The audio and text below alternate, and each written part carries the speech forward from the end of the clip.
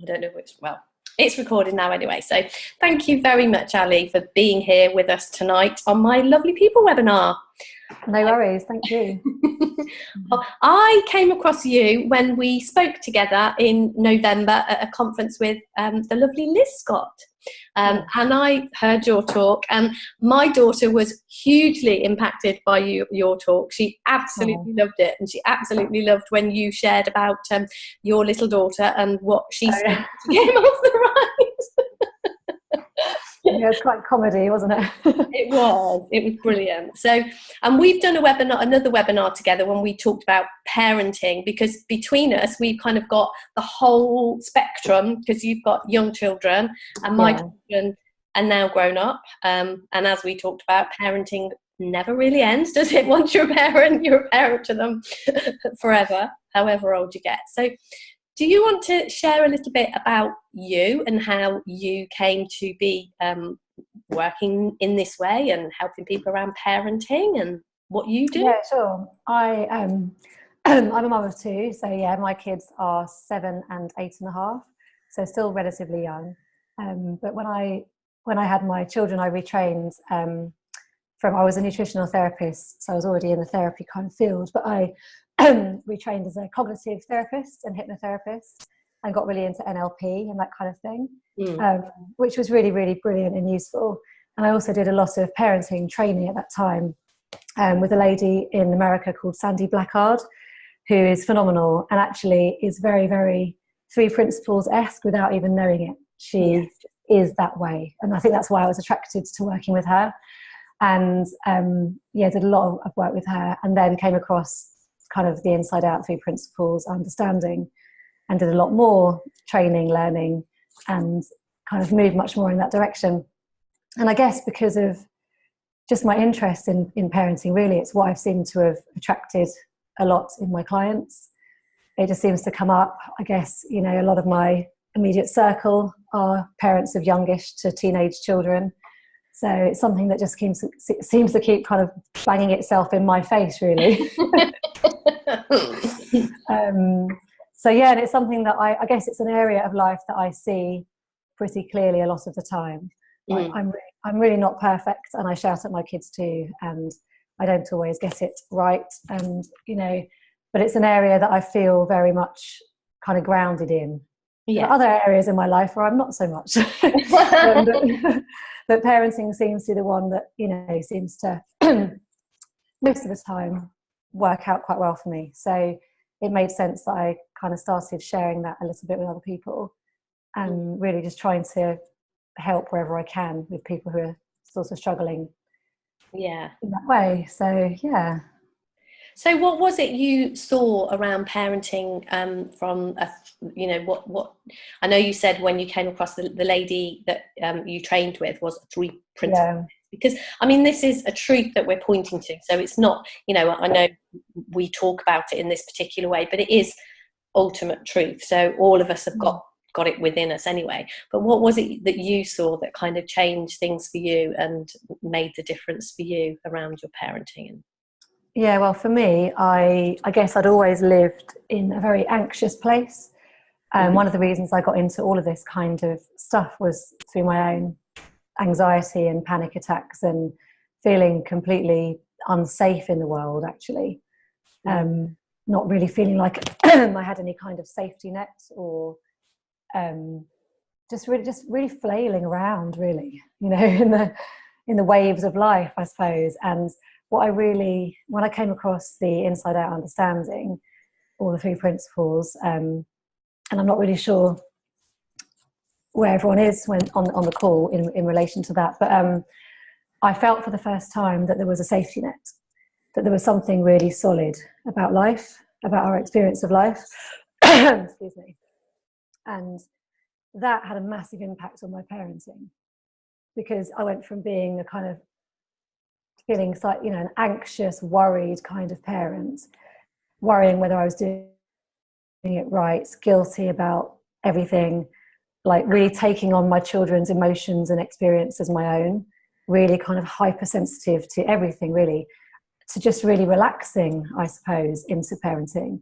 And what really helped was really seeing that that my kids are okay. And that sounds so, I don't know, trite or simple or simplistic, but really deeply seeing that they were okay, and really deeply seeing that everyone is okay.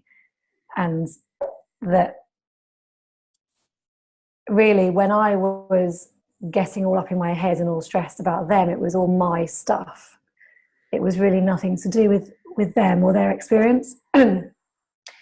And so really seeing that was all coming through me, it wasn't actually anything to do with them, really helped to kind of just almost buffer between me and them, and almost not disconnect from them, because I'm more connected to them than I ever have been, but almost disconnect in that kind of head way and reconnect in more of a heart way.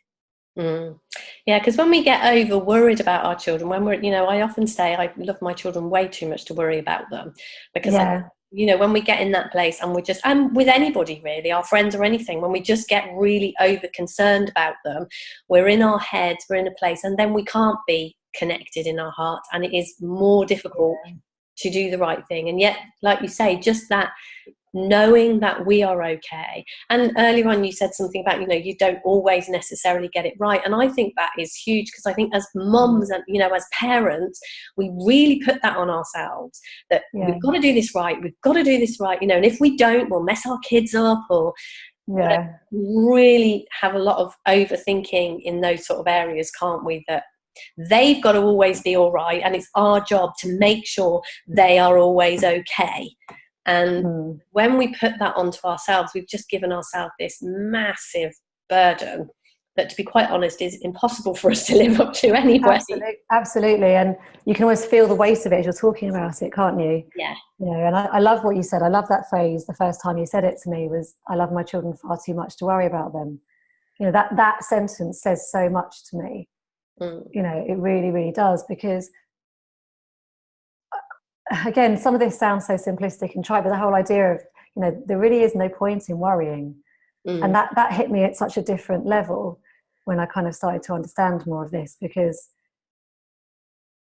there just really is no point worrying. It doesn't do anything at all. And I think what I really, what I really like about what you were just saying then was that idea that we kind of take on their experience, and we're responsible somehow for everything that happens to them and how they're feeling and how they're thinking, and we almost feel like they can't handle their own experience of life, and we can't handle their experience of life either. It's like we can't handle what we make up to be their experience of life. So my son Ollie had to have a tooth pulled out recently, and a couple of months ago now. And I took him to the dentist, and he didn't know he was going to have it done that day, nor did I. Actually, it was kind of a bit of a shock. And he's got this tooth condition, this stuff wrong with his teeth, and that gives me a lot of guilt and worry anyway, if I let that kind of happen, it can do. And we were in this dentist, and I could really see how, in my kind of old parenting head, I would have been so worried for him. How is he going to handle this? They just told him he's going to have a tooth pulled out. He's going to be so nervous. Oh my God, what's he going to do? Is it going to be really awful? Maybe he's going to be really scared. Oh my God, I used to feel anxious. I hate feeling anxious. I don't want him to feel like that. All of that kind of can really start to really ramp up. And what's really lovely now is to be able to sit with that experience. And I could see him, but I knew that he was okay. And I knew that he could handle what he was going through. And because I knew that he could handle it, I knew that I could. It almost was just so obvious that, he's okay. A bit of anxiety can't actually damage you. To go through a not very nice experience of having a tooth pulled out, that's okay. Ultimately, and it's the thought that we put on it that makes it not okay.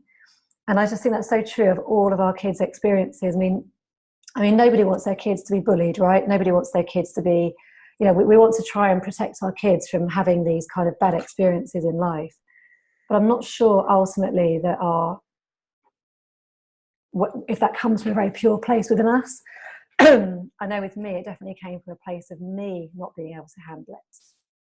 It's like we put conditions on them, don't we? We're kind of like, I will love you if you're okay, so I have to make sure you're okay because then I'm okay and this whole thing's going to work.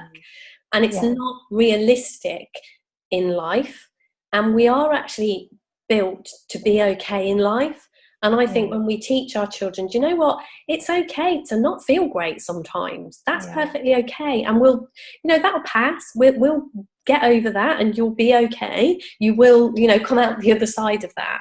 And I think when we point them towards that place and when we find our okayness, even when they're not okay, somehow when we can sit with them and just love them anyway, and just have, even if they're not okay, I can just love you anyway. Even if you are feeling anxious or even if you are, not in a great headspace, I can just love you anyway. And somehow when we do that, that seems to be, although that's counterintuitive and we want to jump in and make it better for them, somehow just sitting with them in that space seems to be the thing that brings them back more quickly, the more that we try to make things right for everybody all the time. And I think as mums, we can really easily get into that place as well. We can kind of become that person in the family that, everybody's going to turn to, and we've got to make sure everything's all right for everybody. Yeah, absolutely. We feel I think we have this idea that we have to manage other people's emotions. Yeah. That it's our job to make everyone feel okay and to make the kids feel okay. And I think you used the word try then, and that word I think is the biggest problem, is that we're sort of trying so hard to, to really, we're trying to do the impossible, actually. Yeah. We're trying to manage the emotions of somebody else, which in itself is completely impossible to do. And we have this kind of crowded head vision that if we can manage their emotions, then we might feel okay. Yeah, it all comes back to the fact we want to feel okay. So we're managing their emotions. We're going to feel okay if everybody else does, or if our child does. And we think we're being really selfless, don't we? But actually, to be honest, when you really look at it, it's almost quite self-indulgent. So we don't do it on purpose. It's not intentional. But we're all looking after ourselves, aren't we? We're all trying to find a better feeling. That's what everyone is trying to do. You know, kind of innocently in all ways. But I think when I gave up the need to make my children feel a certain way, that just opened up so much space. So much more freedom. And like you just said before, when I can just be with them, like my son is always bored. The second he finishes doing something, he's bored, and it's like, I'm bored. And I used to try and kind of make that better, find things for him to do. I don't want him to feel bored. Oh my God, And now it's like, okay, you're bored. Okay, and just me sort of being okay with him being bored seems to make it better.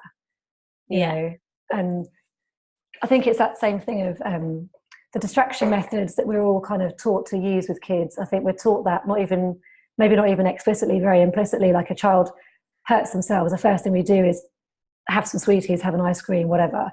A child's feeling upset, we try and we buy them something, or and it's like there's nothing wrong with doing that, but it's if it comes from that place of just trying to fix or change that emotion, I think what it can do is lead to children not learning that all emotions are temporary and that all feelings come and go, and they're not really linked to anything in the outside world.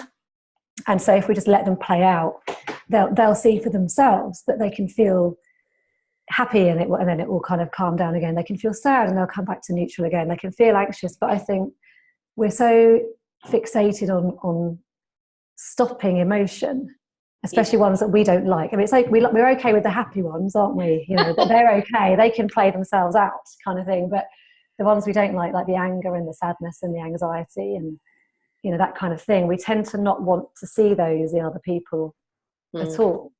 And what I really kind of see now, and especially having sort of survived anxiety, if you like, anyway, is I really want them to know that it's okay and that they can just ride those waves, if you like, and they'll always come back when it's the right time. I don't want to sort of stop that or block that off for them anymore. And we can also, I know, it's like, I mean, I live not far from the sea, and the tide comes in and the tide goes out.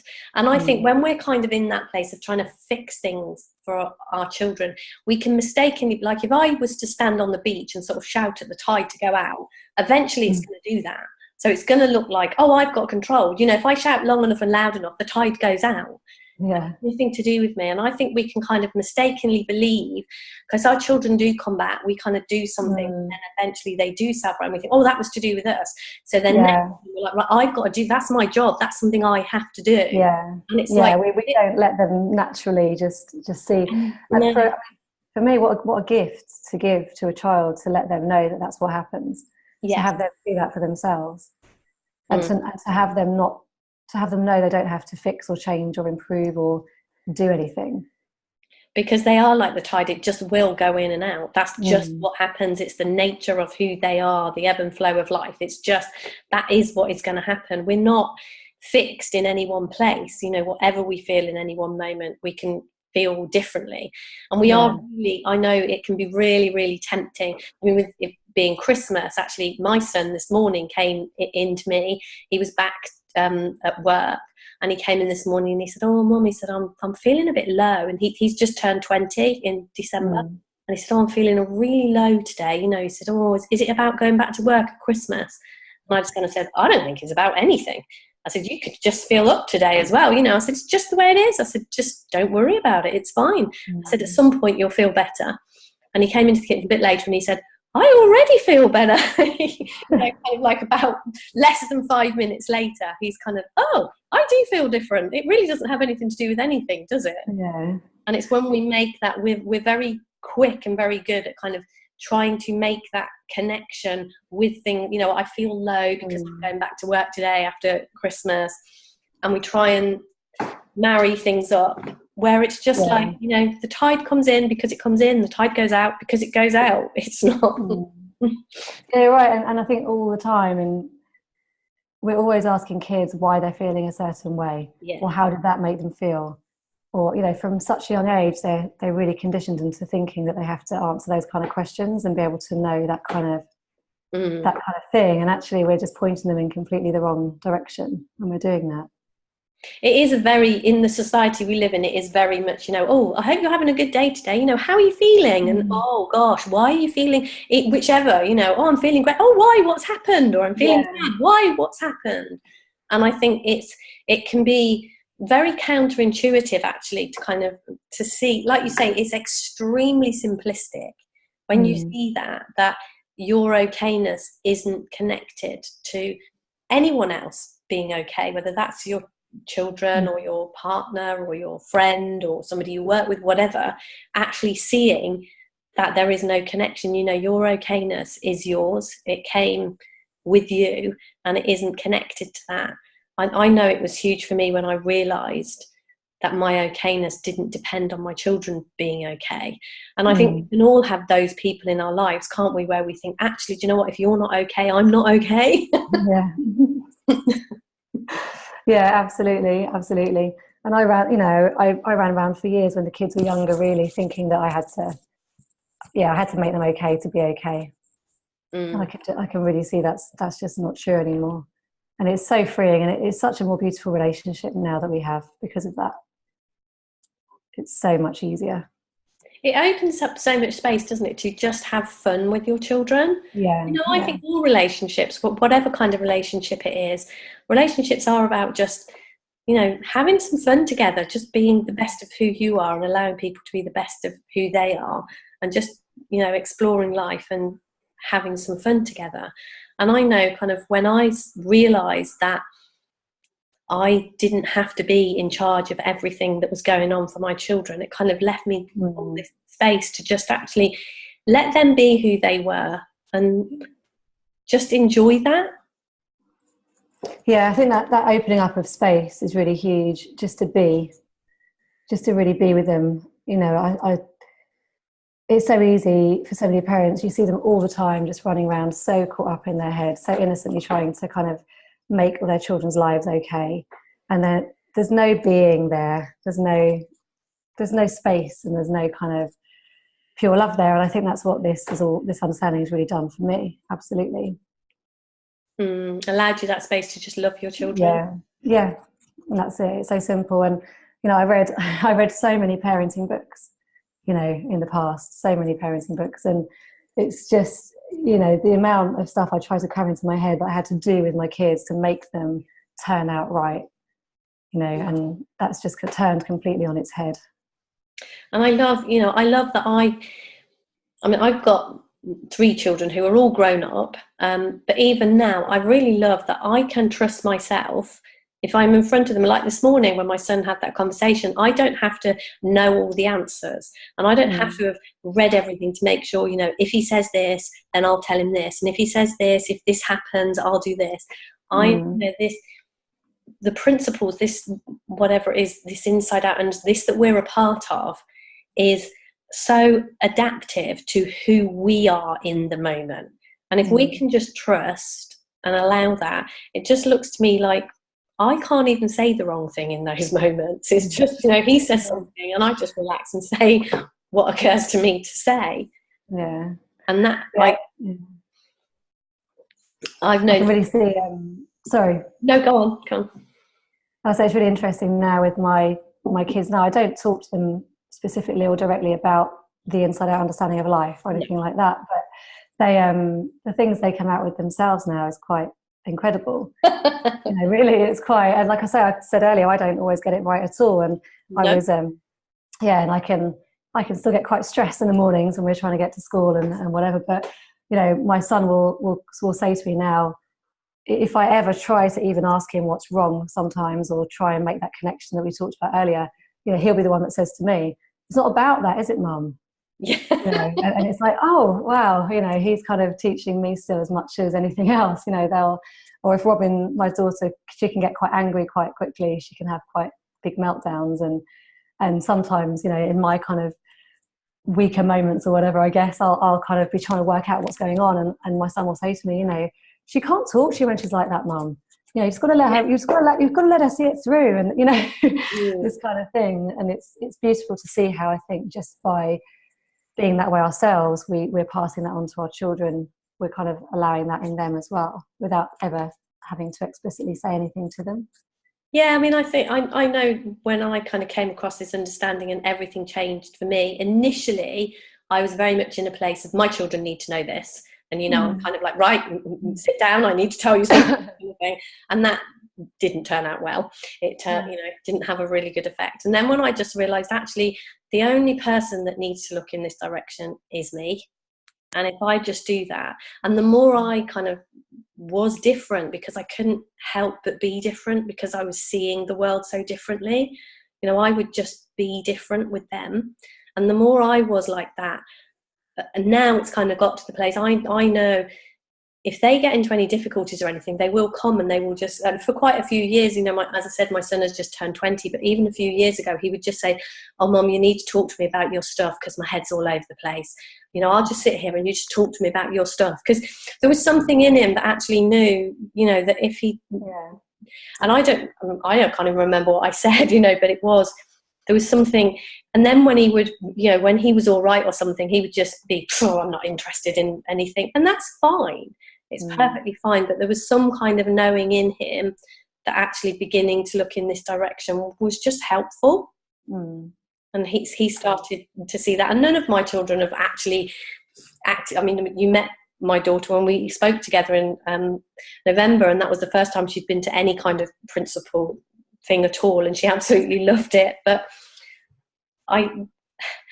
it makes so much sense for them, I think, and I think they've seen firsthand the difference that it's made in my life, and it's having an impact on them, even though they're not actually doing anything. Yeah, I think that's it. I think you're right. It's so easy when you first discover this to want to kind of, strap everyone down and coach it into them or make them see something. And I felt the same way to start with. I felt like I had this responsibility to have my kids understand this, and it quickly became apparent that wasn't really how it worked or useful at all, really. So it's definitely just by being more that way myself, it's having an impact on Yeah, them. I think you can't help but have an impact on other people. I think when you begin to see the world so differently, and like you say, it's not always about being perfect. I'm absolutely a million miles away. I get annoyed. I get angry with people. It sometimes really looks to me like other people are the cause of my problems. It's not about always being perfect and always being right. And I think I'm in that way as well. I'm also kinder to myself, because I kind of see, yeah, I'm human too. And I can see that my children are. And I'm like, yeah, they're human. And it's a good reminder, I think, when I get lost and I get stuck and I get in those places, then when I see them, I can be really compassionate, because I can see, oh yeah, I get like that too. You're me and I'm you. Yeah, I absolutely get stuck in those places. So it's way easier to be more compassionate with people. I mean, I know one of the things that I used to do, I was very, very judgmental, and I would look at people and think, well, I would never do that. Why on earth are you doing that? I would never do that. And yet it's, now when I look at people, I think, actually, if I had the thinking you've got, I probably would do exactly what you're doing right now. Yeah. And even like with your children, it's easy to look at them and kind of think, yeah, if I was thinking the way you are, that's what I'd be doing right now. Yeah, exactly. Rather than us thinking that they should be acting a certain way or doing what we tell them. Like, I don't really want my kids to do what I tell them, actually. I don't kind of really expect that or need that anymore. And for that reason, in that, that they're going to do what makes sense to them, and what makes sense to me isn't going to be the same. I think it's a huge burden off you as a parent when you realise that, you begin to see the wisdom that you have, this connection that you have to something that's guiding you, and you can trust that your children and other people, you can just trust they've got that too. And even if maybe it doesn't look like they're doing the right thing, if you're looking at it thinking, no, they're not doing the right thing, it's actually way easier to kind of step back and think, well, they have got this connection in exactly the same way as I have got this connection. And actually, maybe if I back off and I'm a little bit kinder and a little bit less judgmental, that will give them the room to kind of move into that and see that for themselves.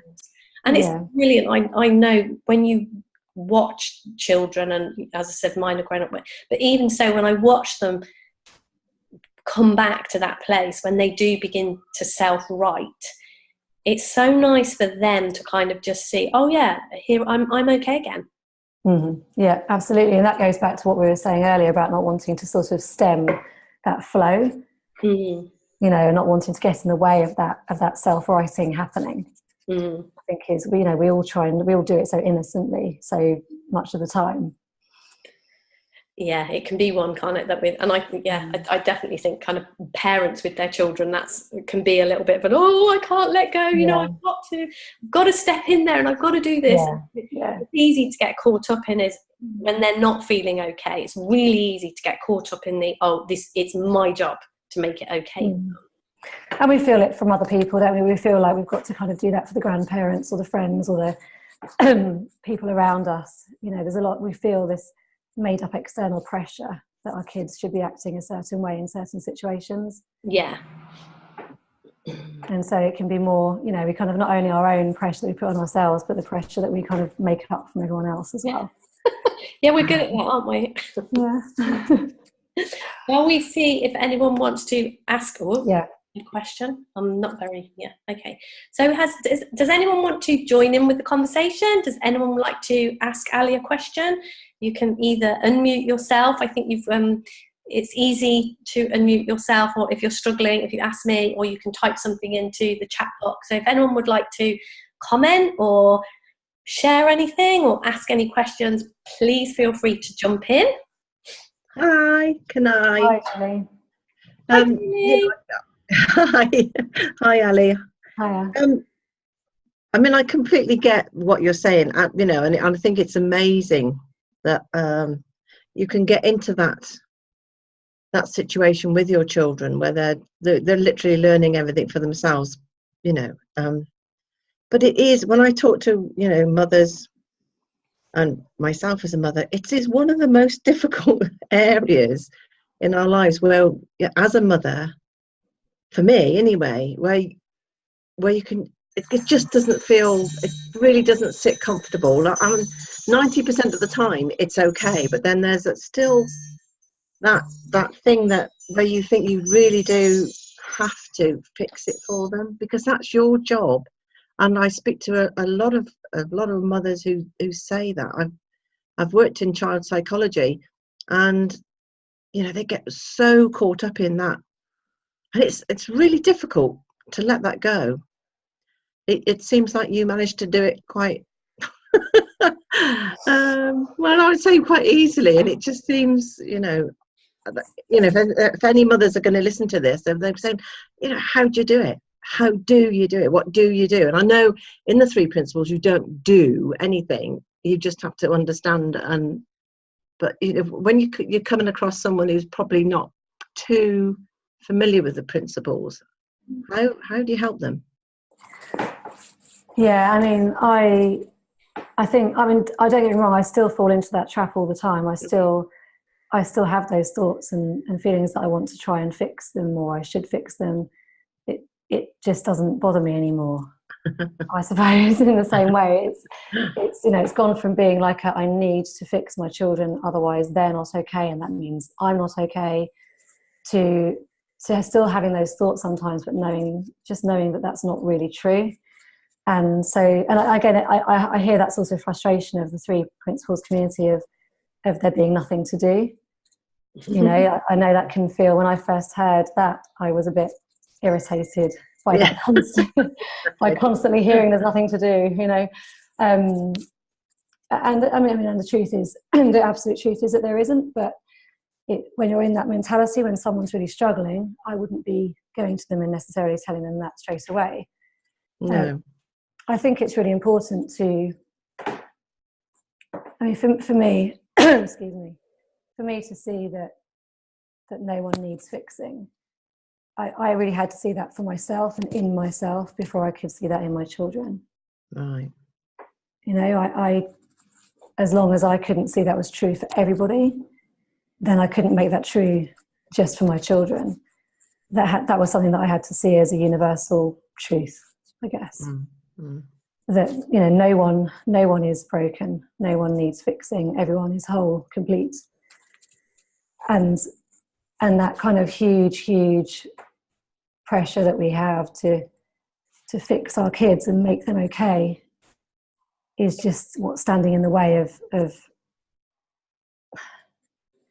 us just living a happy existence, really, a peaceful existence. Yeah. So if I'm working with a parent, there's nothing that there's no one thing that I do with them. It's not really a technique that I use or anything that they can sort of do as such, but to really start to look more and more in the direction of the fact that we really are all okay. And the more we look in that direction, the more, sorry, Deborah, the more we look in that direction, the more that we naturally sort of really believe that insightfully and see that insightfully, and the more there does become nothing to do. I think we can become mesmerized by our stories, can't we? Like when we're sort of telling the story of my child's not okay, or this has happened, or that has happened, whatever, what is going on out in the world really grabs our attention and is kind of saying, look here. It's like doing this dance in front of us and kind of coming and sort of jumping around and saying, I'm real, I'm true, look here. And I think over time, it's where we've been taught to look, isn't it, from day one? We've been taught to look in that place. And I think we've had years and years of societal conditioning and parental conditioning, whatever, to look in that direction. It can feel very counterintuitive to let that go, if you like, and to look somewhere else. It can feel like, well, no, this is really urgent. Of course I have to fix this. Of course I have to sort this out. Who wouldn't want to do this? Every parent would want to do this. It can feel like the craziest thing sometimes to go and look in the other direction. But it's definitely the direction that seems to have the greatest impact. And for me personally, I think it was initially that was really, really hard to do and hard to trust. And then as I know there was a couple of things that just happened, and I was kind of, I'd heard some talks and heard people talking about the principles. It was kind of like, I was feeling really miserable and whatever. And I'm like, well, what do you want? Well, actually, you want to see this differently. So why don't you just be open to that you might be able to? Whereas before it was just like, this is the way it is. This is the way it is. This is the way it is. It's like almost getting curious, I suppose. And it sounds like you're doing, but it is, something opens in your mind. Something just kind of came in and occurred. And I think from a calm place, when we just begin to see there is another direction to look in, because I think initially I didn't even know that there was another alternative. And then that was kind of suggested to me. And then somehow or other, when you're there, it's like, it isn't something you do. It's more like something that does itself, isn't it? It's kind of that other thought. Or like you say, when the thought comes into your mind that I need to fix my child, there's something in you then that's kind of like, yeah, I'm not quite so convinced that that's true in the way that I used to be. Yeah. And it is, over time, doing that counterintuitive thing, if it is actually something I even do, just seems to make more and more sense as I watch my children thrive and the people around me thrive way more when I'm kind of not in that place of taking my thinking at face value in that same way. Does any of that help, Julie? We're trying to going back. Sorry. I mean, I go back to the thinking back to the time when I was a Portage teacher with special needs children, and I actually gave it up because I didn't feel capable of helping these mothers, because I'd never been in the position of having a special needs child. So I actually gave up because I thought, well, who am I to tell them how to be and how to act with their child when I have no idea how they were feeling. So I wish I'd come across the 3 principles all those years ago, and I think of all the things I could have said and done with them if I'd have known about the understanding back then. So it's just it's amazing where it's going to help and where it can help. I just love it. And it wasn't your time in that moment, and that's perfect. You came across it exactly the right time. I know. I just think it's too late, but no, no, that's fine. Thank you. Thank you. So has anyone else got any questions or comments or anything that they would like to add to our conversation?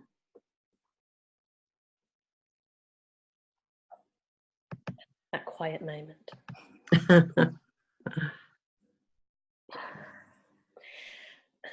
So Ali, if somebody wanted to kind of get in touch with you and find out what is it, are you a parenting coach? What is it you actually do? What do you do with people? What do I do? I'm a coach. I'm not a specifically any kind of coach. I tend to work a lot with parenting. It tends to be what comes to me quite often. So I'm always really, really happy to work with parents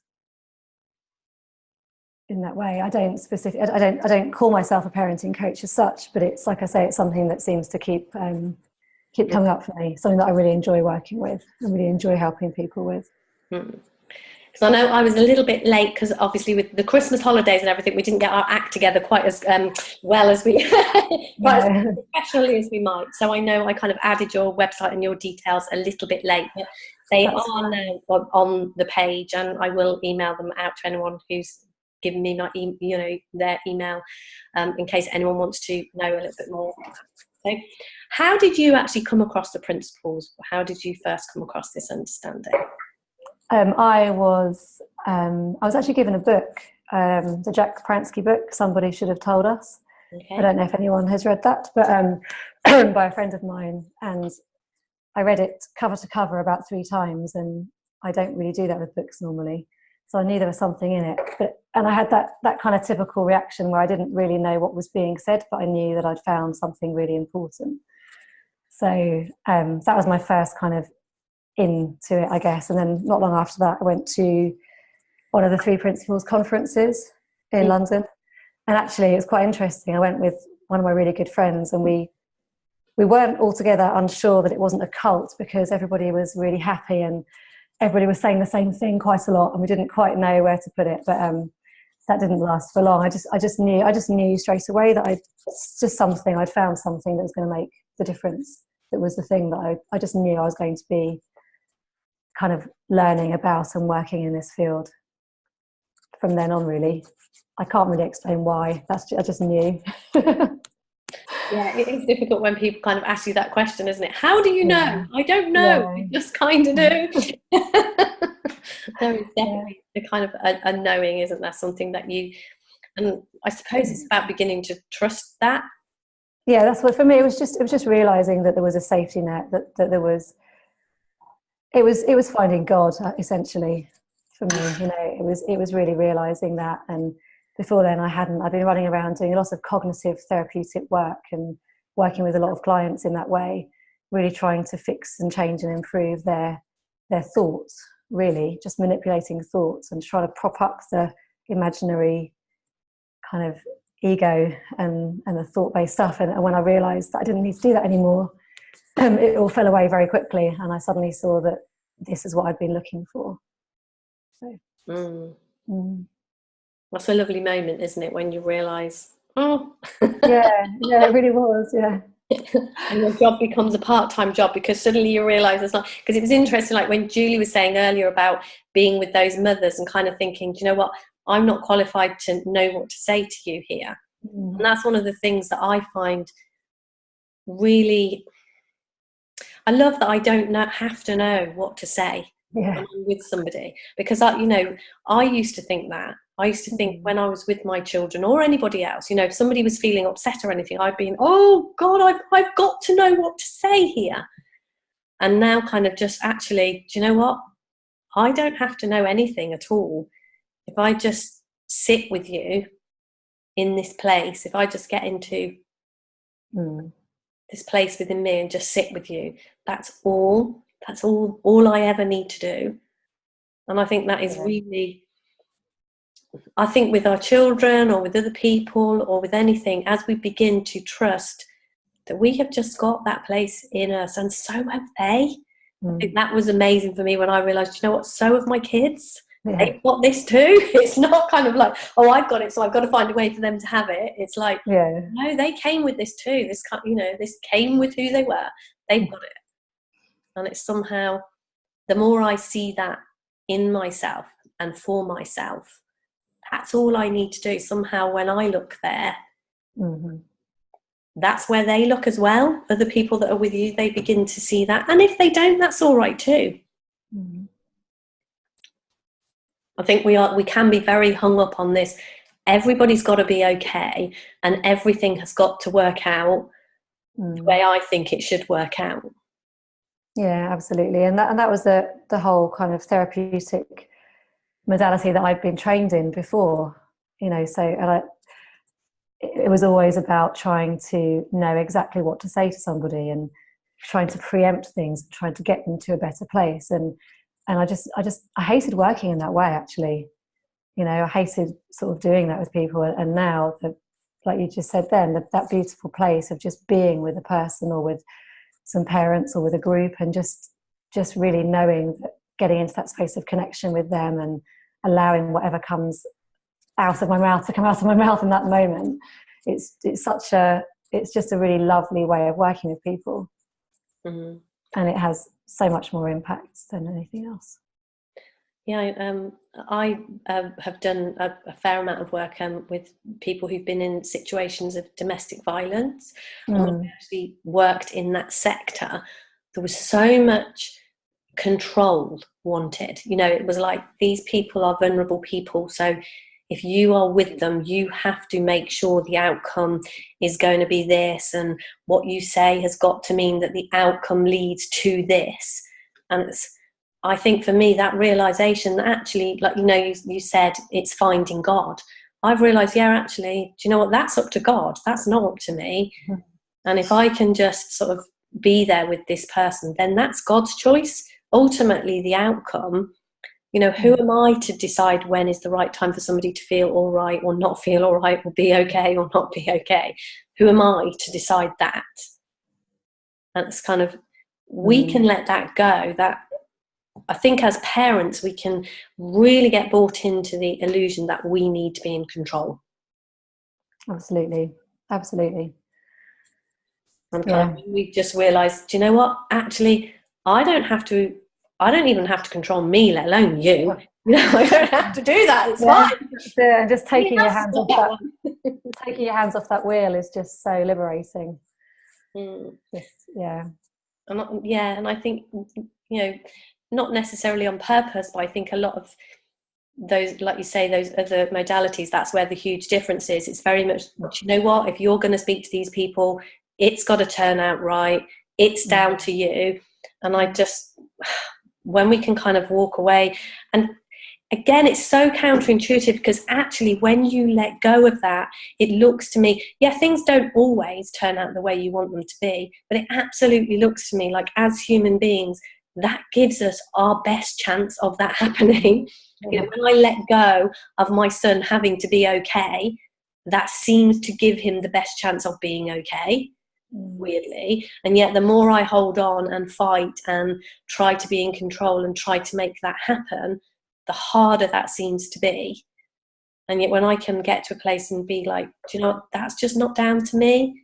And it looks like somehow that gives it the best chance of happening. And if it doesn't, I'm okay anyway. That's it. I think it's just, for me, that's so true. And it's just realising kind of that it's God's business and not mine. That's been the biggest thing really with my parenting, for sure. But they're really, you know, I don't have control over these children. I don't have control over me. I don't have control over any of it. You know, I don't need to have. You know, it's all going to work out. And I think that can be a little bit of a moment when we kind of, because we have, you know, I know I was brought up to believe that I did have that control, and actually that was mine to do, and actually to kind of look that in the face and see, no, that isn't how this works. It can be a little bit of a moment. Absolutely. When I was a massive control freak for years, and to get the idea into my head that I wasn't in control of anything, that's huge. That's a massive shake-up of everything that I certainly believed to be true for, you know, the bulk of my life, really. But then it gives me, when you kind of don't do that job, it's like that comes already done for you. So then when you're kind of in your life and you think, that bit's done, that whole control bit's done, that whole worry bit, that whole take care of it is done, it does, you know, mean you can just kind of have fun then in life, or just do what's there to be done. Just kind of take, and sometimes it's great fun and sometimes not so much. But I think it's just that thing of being, isn't it? You know, just kind of, like, for me, it's just open up that complete freedom to be, and to allow whatever flows through me to flow through me, and whatever happens to happen. And that just the lack of trying to control things, the energy that seems to save or free up or whatever, you know. I know, like doing these lovely people webinars, I mean, that very much came about for me because I used to think that the world was a big bad place and there was all these people out to get me and horrible people everywhere. And then I kind of started to let go of all that control, and it just seemed to me that actually people are really lovely. People really are lovely. There are so many lovely, lovely people in my life. It just started to look, you know, and it seems, I'm not always sure what it exactly is that happens here. You know, if I'm absolutely honest, you know, when people come to me and I teach, we teach them, and we talk about the principles, when we point people in this direction, I'm not even sure I know what does happen, how, I have no clue how this works and what's going to happen for the person in front of me when we have that chat. I just have no idea. But it kind of looks to me as if it's like the truth that we're pointing them to is the same for everybody. And yet what happens to people seems to be personal for them. And somehow, if we can kind of stop thinking we know what is the best, stop thinking, stop having that, oh, we've got to control it, it's got to work out like this, we can just sort of trust and let those chips fall where they may. We can kind of, and it does, it seems, I'm not sure if people are nicer or different or what's happened, I don't know, but the world certainly looks like a very, very different place to me. And I can see that's happened for my children too. And like, people, when you describe how your life was and what's changed for you, it seems there's a lighter, easier, freer experience available. Absolutely, and I think that's so true with clients as well, and people who come to see you for specific outcomes. And I used to try and want to promise those specific outcomes, and that just completely gets in the way of whatever's actually going to come up anyway. And like you say, there's no way of knowing how this understanding is going to take shape in someone's life and what's going to kind of come through that person and how that's going to play out. And that's like amazing to me. That's beautiful. But it's not about the thing they want to come in and fix. That's irrelevant, really. Yeah. It can be a difficult selling point, can't it? When people are very, it can be, I want this. You're like, well, not sure that's going to happen. I can't really promise you that. And initially people can be like, oh no, okay, then I'm going to talk to somebody else who can promise me what it is that I want. And I think it is that kind of dropping or learning to see that actually, and it's fine to want stuff. I love wanting stuff in the world and kind of going out there and thinking, this is what I want, I'm going to give it my best shot. But equally being, I know, I think it was last summer, my son broke his toe and really badly broke his toe. And it was then I kind of realised with that, I mean, I took him to the hospital and they put it in plaster and put a bit of his leg in plaster to hold it in place and everything. And it was with some conversations around the 3 principles after that I kind of realised actually even doctors have no clue how that mends exactly. They kind of put it in the right place and what have you, but something happens that they don't actually. I thought a doctor mended his, before that I'd always had this thing, a doctor is going to mend that. And then I kind of realised, no, that's just something that actually happens. And even probably if I'd never taken him to the doctor, that his foot would have mended. And it's kind of like the same, isn't it? It's a done deal. We're gonna self-right. Things are going to kind of happen. We're gonna always keep coming back to that place. And even if we don't see it as exactly how we want it to be, and if we can just let go of that and trust, there's a lot of good to be had. It's kind of like, this is cool. So has anybody got any questions? Does anyone want to add anything to this conversation? I kind of can talk a little bit too much sometimes. So has anyone got anything they want to add, anything they want to share, anything that they would like to, any questions or anything?